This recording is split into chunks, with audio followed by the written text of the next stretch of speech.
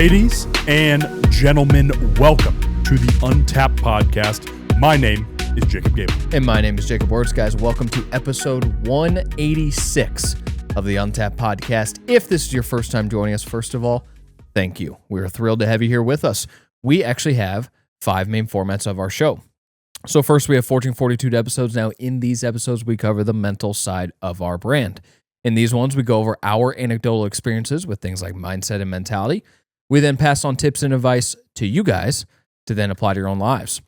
Next, we have physical vitality episodes. Now, in these episodes, we cover the physical side of our brand.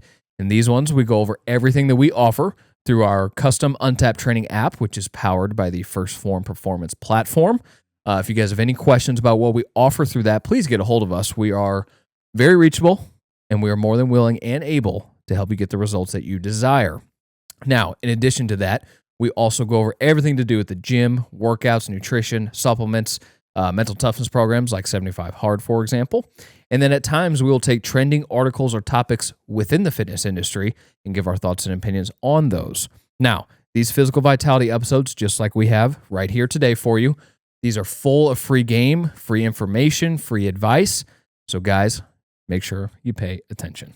First physical vitality of the new year. That's right. Exciting stuff. That's right. Now, let's get into our third format, guys. That is our breaking news format.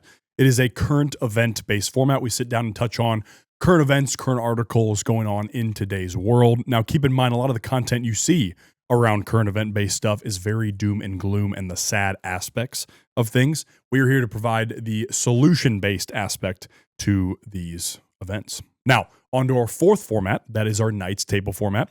It is a masculinity-based format. We sit down and touch on things like toxic masculinity, if it's real, what it is, fatherhood, the impact it's had on all 3 of our lives in here, and then also male-based topics in general and how important men are to the future of the United States especially, but also the world included in that. Now, keep in mind, I'm 27, Wurtz is 27, our producer Mitch is 25. Because of that reason, we are not coming to you as some all put-together perfect man. The only perfect man to ever walk this earth is Jesus Christ.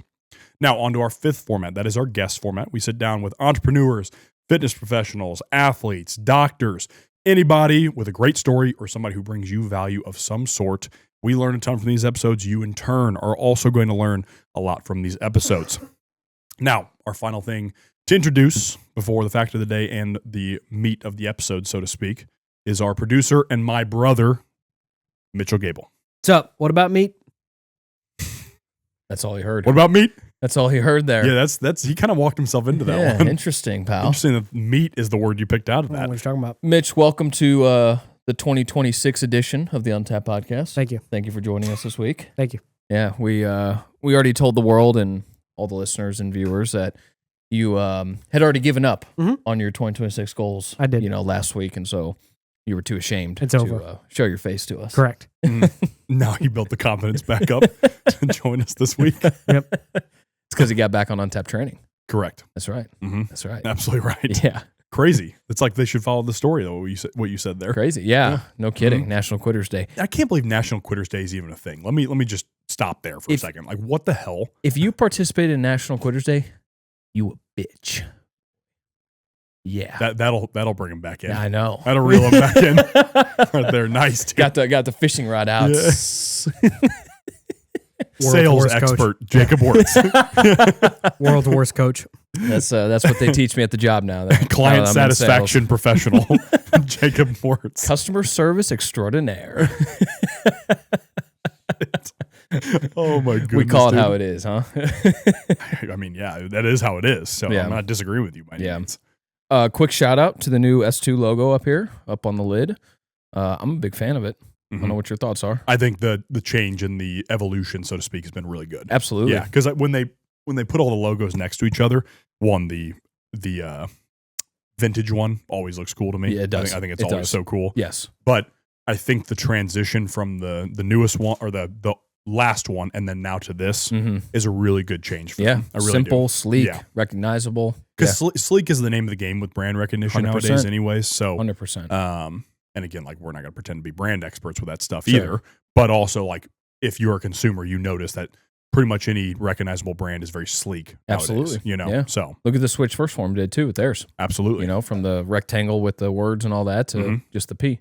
You know, That's a great comparison. and Yeah. we purposely designed that logo and use that logo for Untapped. Mhm. Same reason, you know. 100%. It's easy. Yeah. So, all right, as you mentioned, first physical vitality of 2026 No fact of the day today. Mitch, I want to skip out on will that too. be here after Mitch's fact of the day. Oh, he had That to was- recover that one. That was fun. That was Man, good. man. That was You guys good. didn't let me finish my sentence. Oh, All right, okay. come on yeah, now. yeah, sure. Did you know avocados are actually considered a fruit, not a vegetable? I think I did that. I think we all learned that one in high school. They're considered a single-seeded berry by all Yeah, technicalities. I'm Mhm. pretty sure most people probably wouldn't remember that though. Let's Probably again, not. a lot of these facts. If you watch any of the interviews in like New York and all these big Oh cities, my. like 70% of the population is Yeah. genuinely retarded. Oh yeah. So like, they probably wouldn't know that. fact. Correct. Bro, I saw one. It was, what is the capital of the United States? And they're all like, oh, wait, is there one? Is there one? I don't know. There's not one. The thing oh is, if you my. asked them what the capital of the state they live in is, they wouldn't know that either. No, no. Like, let's be really honest Correct. here. Correct. You know, it Yeah. wouldn't have made a difference. Like, oh, there's capitals. What's a state? It's like, oh my gosh. So avocados are fruits. Yeah, right. Just like Mitch. Hey, man, that was good. Good one. That was pretty Yeah. solid, right? Yeah, nice. Nice. All right, now that we got that over with. Heck yeah. The fun. Now it's all boring All physical business. vitality stuff. Yeah, all business. Yeah. Straight faced. No laughs. hmm No jokes. 100%. Yeah. We're really good at keeping straight faces here. Poker faces are good on the Untapped boys. Oh, yeah. Yeah. When we got a good hand, you have no idea. Yeah, for sure. Yeah. We would be useless in chess. Like, let me make that very clear. Like, it would be fun to do it, but I would 100% be like, like giving it away or something. I'd have a tell easily. So physical vitality topic is don't be a one-dimensional lifter. Love it. Now, from that title, you can probably gauge or guess where we will probably head with this. But we kind of saw this as an important topic because most people, honestly, are one-dimensional lifters. You know, they pick a style of training, of lifting, and they stick to that. And I guess the one caveat here is that is not necessarily a bad thing. Because if you have found something that you enjoy and that gets you to the gym X amount of days a week, then that's good. Mhm. That's a good thing. You know, we're not going to hate on that. This is not a hate on one-dimensional lifters. We're just going to persuade you or try to convince you why being a one-dimensional lifter may be leaving things, on the table. 100%. And maybe leaving, more specifically, maybe leaving skills left on the table, you know? And so let's head that direction first. Number one, why don't you want to be a one-dimensional lifter? Well, you should develop different skills in the gym, you know, and that would include lifting in different styles, whether that's bodybuilding, powerlifting, athletic style training, functional style training, CrossFit even, you know, maybe not, but high rocks, that type of thing. You know, it's developing these different skills because each one of those things come with very different skills. Are you going to have some crossover? Of course. But overall, each of those styles will come with their different skill sets, Mhm. you know, and why not try to develop as many as you possibly can, you know? Mhm. I would 100% agree with that. I like the caveat right off the bat Mhm. because 100%, if somebody's only able to stay consistent and they only do bodybuilding and they only do powerlifting, you know, it's, as we talked about with powerlifting, you still want to have cardio involved in that, of Sure. course. But you're absolutely right. Like, if that's going to keep you consistent and you would despise doing athletic style training, you know, again, that's a buzzword, but Mhm. if you would despise doing that, probably not the best option to pick Sure. because you're not going to stay consistent with it. Yeah, Right. right. But the truth is, Wurtz and I sitting here with, you know, between the two of us, 10 plus years of experience Mhm. in person and then also online experience has been what, 3-4 years now, I think. Yeah, something like that. That's Yeah. I believe it's 3 years. But regardless, the point is we've worked with all types of different populations, including Absolutely. athletes, Gen Pop, all of it. So our personal opinion is that you should have the ability to do a multitude of different skills. Yeah. You should be able to run if the need calls for it. Absolutely. You should be able to lift heavy weight Mhm. relative to the rest of the population, which isn't very hard nowadays. No, it's I'll be not. honest. Let's just say the bar is very low. Right. Not to use a pun there with the bar, but it's true. Mm-hmm. So I'd 100% say that. And then what you're talking about, like if you want to go play football or play golf or play any other sport you pretty much mention continuously and for a long period of time, maybe not at the highest level, but to some degree without getting hurt, then A competitive level, at least. a competitive level, 100%. And if you want to do that, you have to train a multitude of different styles in your program. And again, most of the time, and I think almost all the time, if somebody does come to us and is looking for a really specific type of training, we will do that. Yeah. One of our buddies, Sam James, came to us and wanted to do primary machines and dumbbell type work. Mm-hmm. Wasn't really interested in any type of barbell training. Yeah. Okay. Then that's something we work with him on 100%. Absolutely. Will we encourage always people to do the style and the other clients we have as well, online capacity that is, they train in a multitude of different styles. Yeah. You know, my in-person clients, they train in a multitude of different styles. That is the usual aspect, unless they have a specific goal in mind. And so the point of what Wurtz is saying, guys, where you're saying don't be a one-dimensional lifter, it's us taking a little bit of a stance and saying it's actually good to be able to do all of these things, where you shouldn't be afraid of the having a multitude of different skills. Everybody talks about with your career, and we'll get into this later. Everybody talks about your career. You want to be, you know, like with fitness, we're very driven on that career path. Yeah. If we were trying to master, you know, real estate, accounting, cybersecurity, along with doing this, Right. it would throw us off entirely. Yeah, we'd be terrible at all of them. Yes. Yeah. But in the case of fitness, a little bit different. You can and should work to do all these different capacities because it actually is pretty much the best option, because you actually look into it, and I'll go in a little bit of the science here too with it. When it comes to strength, for example, like let's say you're a power lifter, realistically, if you get past like, let's say 2 times body weight of a squat, deadlift, etc., if you get past that point, the returns on that are diminishing. You are basically just chasing the weight to see what you can do, which is awesome. I think that's badass. We love strength work, of course. Yeah.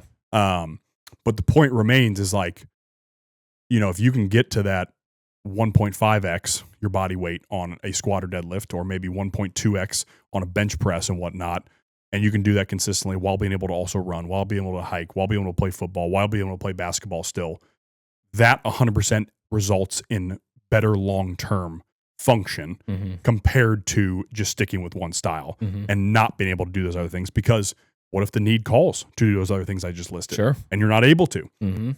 Sprinting is a great aspect of this, or a great point to add into this, because sprinting, if you don't do it, it's very, very high injury risk. Yeah. If you don't sprint weekly, even 2 times a week up to that rate too, then you go and try to sprint with your kids or something like that, Mr. Hamstring's not going to be very happy with you. Right. More than likely. Right. Doesn't guarantee an injury. Obviously, I'm not going to sit here and predict an injury, of course, but the risk goes up very high. Yeah. So, well, and even things, you know, incorporating unilateral movements, you know, Bulgarian split squats or regular split squats for that matter, you know, single leg press, and then also upper body movements, you know, single arm rows, single arm bench press, things like that.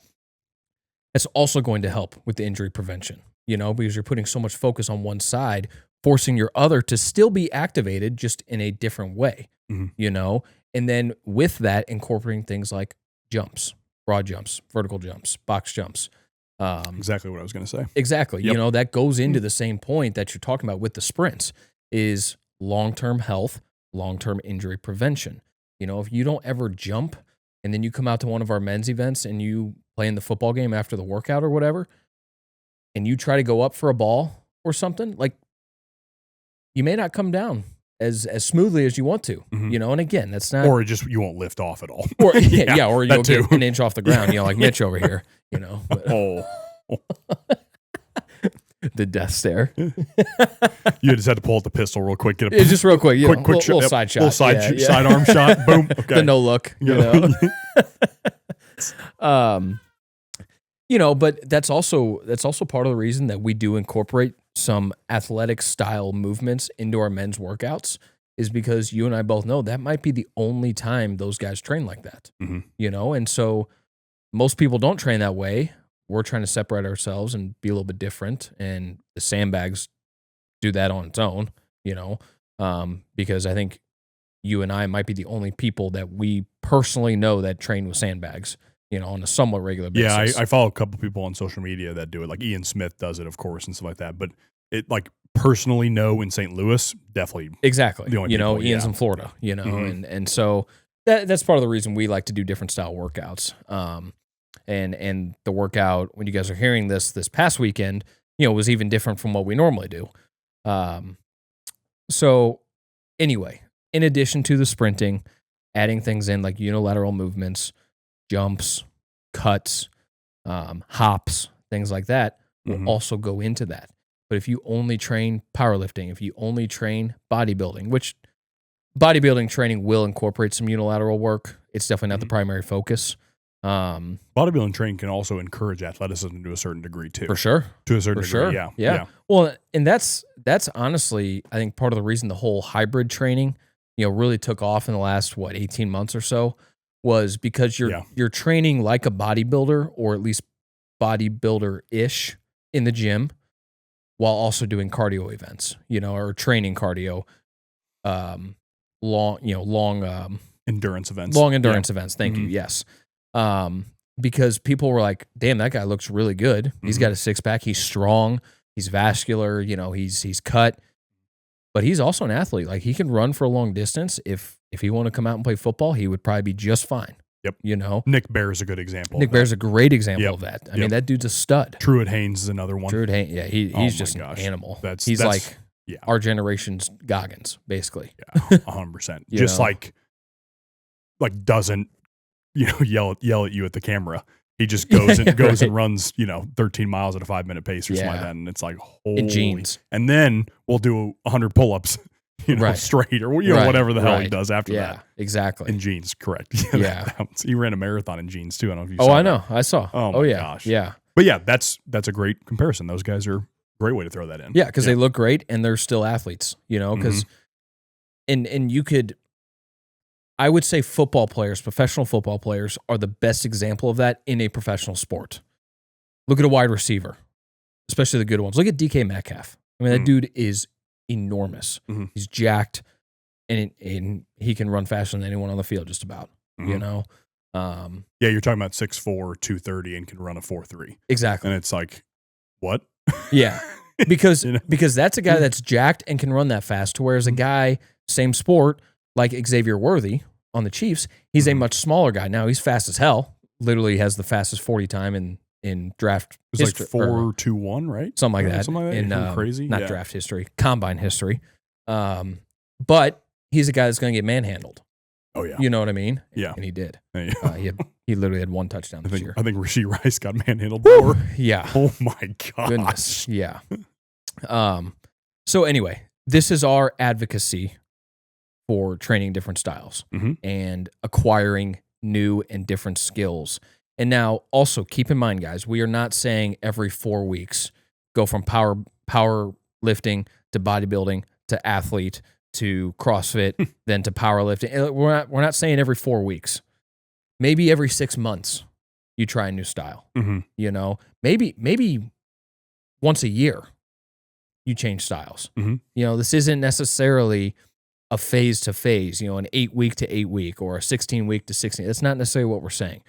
There could be a time and place for that, and that's sometimes special circumstance, depending on your goals and depending on what you're doing. Now, would we say, kind of a question here to both of us, would we say that a beginner lifter could change more frequently with their style?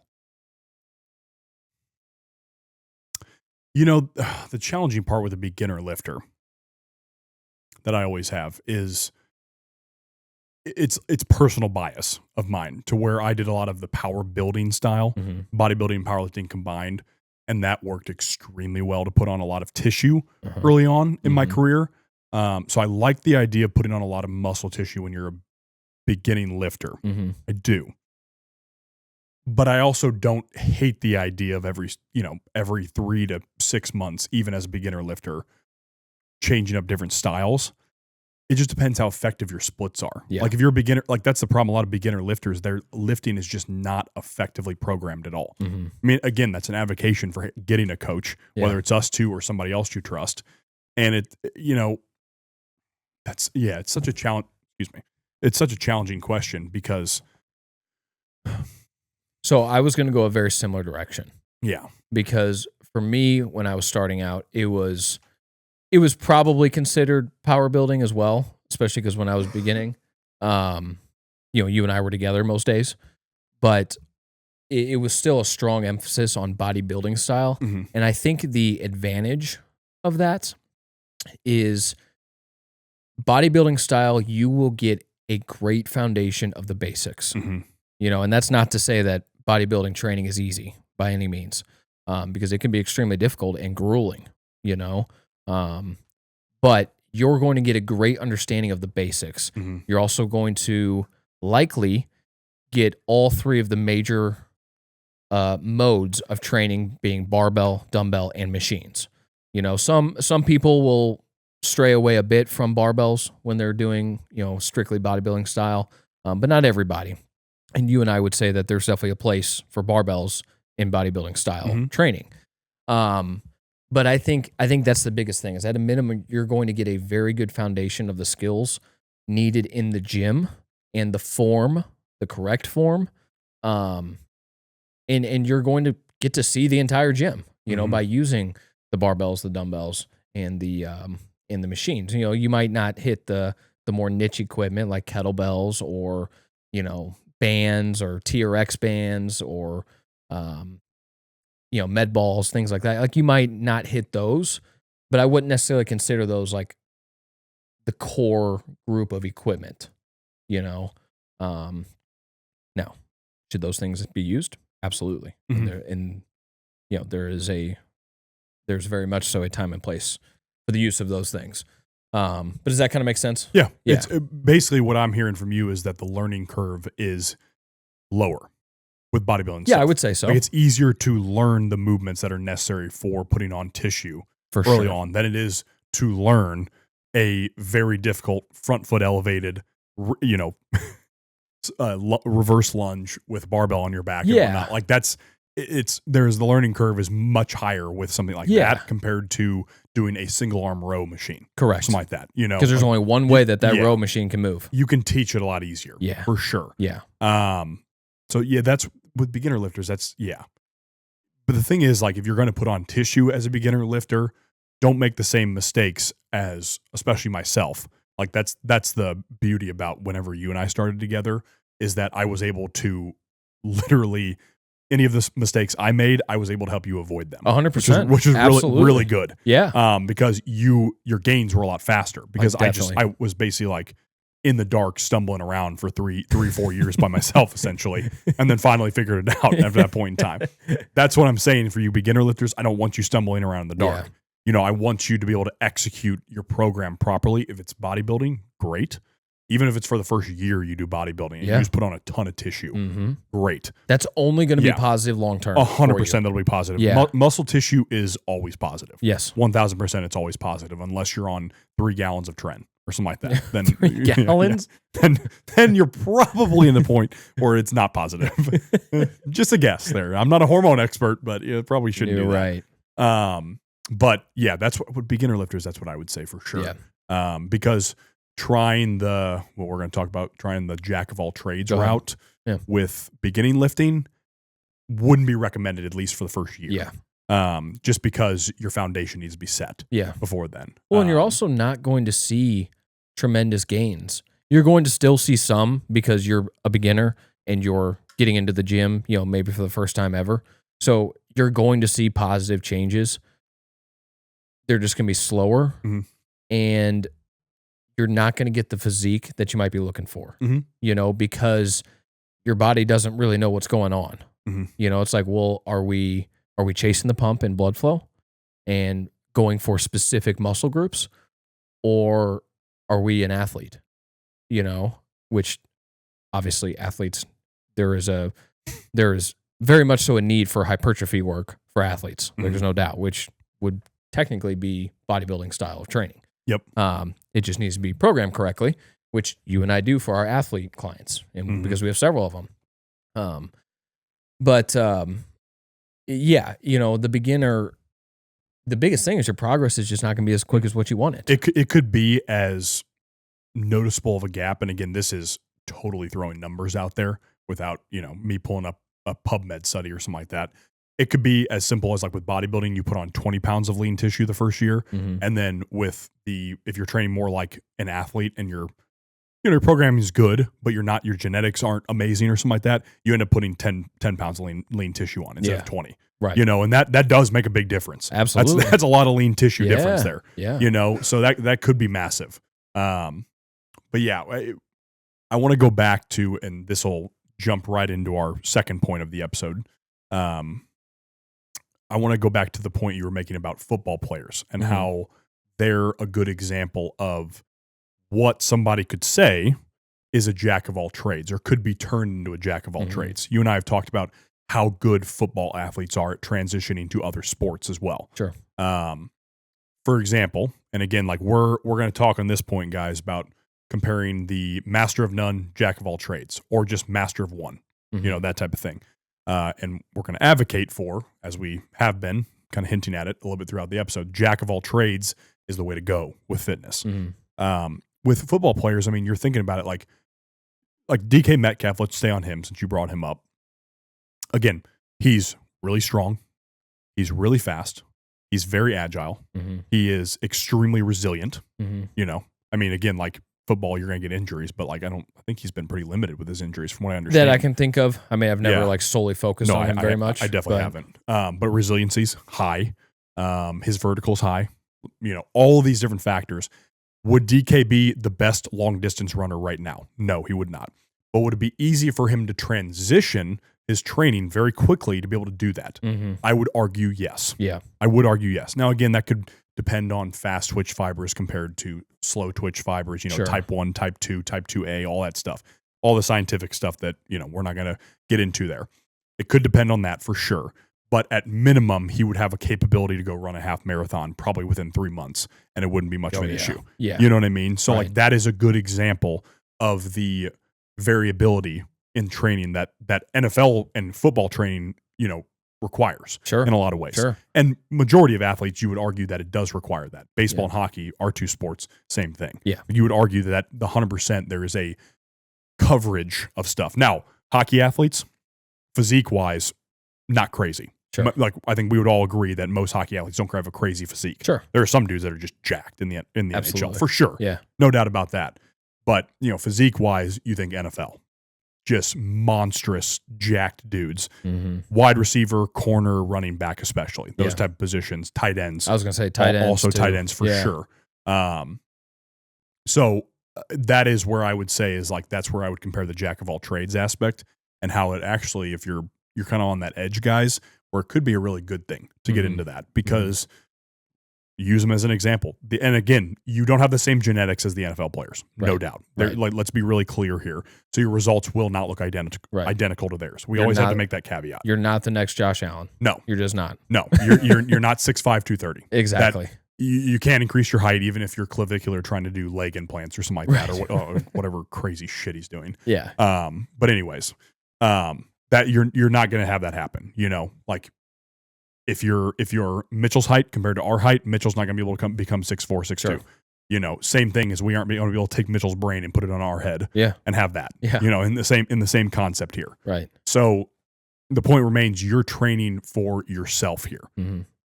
And that type of training, even with the NFL players having better, in quotations, genetics than you have, sure. When it comes to physical training aspects, does not mean that training is useless for you. Correct. That's the key here. That doesn't mean you have to be a master of one at all. We are advocating for you to be a jack of all trades when it comes to fitness because of the benefits you get from that. Yeah. Again, we didn't even mention high-level cardiovascular training when it comes to like ski ergs and rowers and echo bikes and assault bikes, all that stuff. Right. That type of stuff is phenomenal to have in your plan because that also is something that somebody like the NFL players do, but also high rocks athletes do, or any cardiovascular long-distance athlete has that in their training in some capacity too, depending on their desires and their needs for it. Absolutely. So that's also another factor too, is like that's why at the men's workouts, it's a capacity of all types of things. It's the strength-based aspect. It's the jumping. It's the sprinting.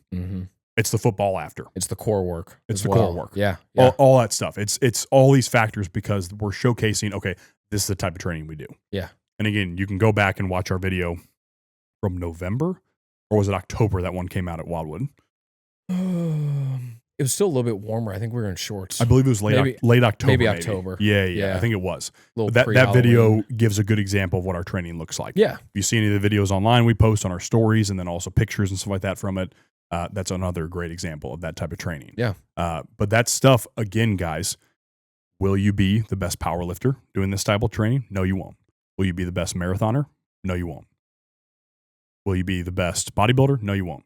But will all three of those things I just listed be really good on you compared to the rest of the population? Absolutely, it will be. Exactly. Absolutely, it will be. And the only caveat to the jack of all trades would be if you are specifically training for some sort of competition. 100%. If you were looking to step on stage, you obviously have to be training bodybuilding, and you should have a specific bodybuilding coach. Mm-hmm. If you are training for a powerlifting meet, then you should 100% be training for powerlifting. Mm-hmm. You know, if you are training for high rocks, you should be training high rocks. However, something like that, you can be a little bit of a jack of all trades because it incorporates almost all these things that we just talked about. Mm-hmm. You know, so maybe that one's a little bit different. Mm-hmm. But if you have a very specific goal as far as an event, you need to train for that event. Mm-hmm. And so in that scenario, you need to become the master of one. Yeah. You That's your work capacity needs to match that event. Yes. Is the idea. Exactly. You know, if you're a high rocks athlete, again, like Will Grumpke comes into mind. Sure. And whatnot, where his work capacity for cardiovascular stuff, especially, and strength stuff is very high 100%. for that stuff. Yeah. You know, just like, you know, like Will Bates, his bodybuilding capacity is very high. Yeah. Extremely high. Mm-hmm. You know, the powerlifters we know, same thing. Yeah. Their capacities are also very high in that way. Yeah. You look at a guy like John Heck or something like that, you know, a huge guy, Absolutely. former NFL strength coach and college strength coach and whatnot. You know, he, again, has been multitude of different things. He's been a strongman. He's been a bodybuilder. Mm-hmm. He's been an offensive lineman, you know. So, like, you're talking about a guy who his work capacity when he was training strongman was really high for strongman. Yeah. When he's doing bodybuilding now, it's meant for bodybuilding. You know, any of these guys you watch that are hybrid athletes, again, you go back to Nick Bear and Truett Haynes, their work capacities are very high for what they do. Exactly. Because of the volume of training that they've worked up through the years now. Yeah. So, yeah. Yeah. No, 100%, dude. And the last thing here is when you do effectively switch your style, and I think you're going to agree with this, in my opinion, it keeps it fun in the gym because you are continuously being tested in different ways. And I think that's also an important factor. You know, again, if you have a style that you enjoy, you like, it gets you to the gym however many days a week, that is great. We're not going to ask you to change that because we don't want to take you out of the gym. But we are advocating for, well, why not try something? You know? And if you notice yourself being less consistent or dreading the gym because you don't want to do X day or X movements, go back to what you like. You can always go back to what you like. Mm-hmm. But why not try to develop some other skills? Why not? You know? 100%. Give it a shot. Yeah. And give it a legitimate shot, not a week. I would actually, and I would add to that point, and I would agree with it to end off this section of the episode for sure, is I would 1000% agree with it. And I would say that a lot of trainers fall into the trap that they talk about following the same program for 8 to 12 weeks on end, that type of style over and over and over again. That's the only way you're going to get results. What about the fun aspect? Yeah. Us trainers, we forget exercise is supposed to be fun. Yeah. Like we have that option to make it fun. Yeah. So if somebody can enjoy it more with more variability, even if like we're kind of tweaking, you know, our clients' weeks a little bit at a time, one week is a little bit different than another, et cetera, all that stuff. Even if we're doing that, why not? Yeah. And it Why might not? be changing back squats to Zercher squats. Yeah. You know, it can be 100%. one thing at a time, you know, and yeah, no, 100%. Yeah, It's a great trainers point. don't forget the fun aspect. Clients don't forget that aspect either Right. because it is really important. Yeah. Yeah. Especially for, like you're saying, retention on the program Absolutely. as well. Because you're not going to retain your ability to continue to do the program, like you said, if you despise it. This is Fur ball. I mean, Yeah, this look at her. She's like, dude, I just want some pets. begging for pets. Yeah. All right. At the end of all of our non-guest episodes, Money Mitch over there will ask us a Q&A question, which is submitted by you guys, the listeners or the viewers. Now, a few different ways here that we would like you guys to submit these to us. Number one, you can DM them to us on Instagram at untapped.llp. You can DM DM them to us there. You can DM them to us individually. You can also text them if you have our numbers. Next, you can email them to us. Our email is untappedllp@gmail.com. And finally, you can leave them in the comments on any of our social media posts. We are very active on Instagram, TikTok, X, YouTube, and YouTube Shorts as well. You can leave them in the comments on any of those places. These questions can be about anything. It can be health and wellness, or health and fitness, I should say. It can be breaking news questions. It can be funny questions. It could be, why is this cat so interested in me right now? I'm telling you, dude, it's the your cat's thing, 100%. For those of you on audio right now, click that switch to video button and see what's happening. You're making me lose my train of thought here, cat. Anyway, submit your questions. Can be about anything, and then Money Mitch will pick one out. So, Vest Boy, what you got for us? Vest Boy. Vest boy. I can't hate too much. I was wearing a vest on last week's episode. Yeah, vests are tough. Does this type of training prevent injuries?